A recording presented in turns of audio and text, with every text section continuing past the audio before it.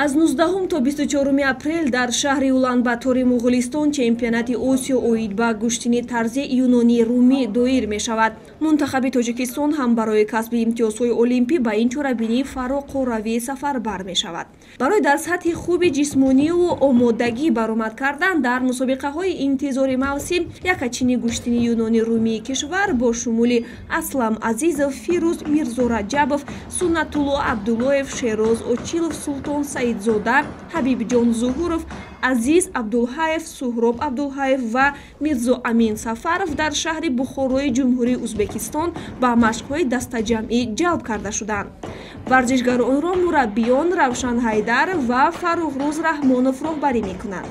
ҳамзамон дар соли 2022 мусобиқаҳои дигари рейтингӣ аз қабили Мемориал Ашшардогу, бозиҳои исломӣ, бозиҳои осиёӣ ва ҷоми ҷаҳон доир мешаванд ки Федератсияи гӯштингирии кишвар нақша дорад то варзишгаронро ба ин чорабиниҳо сафарбар намояд.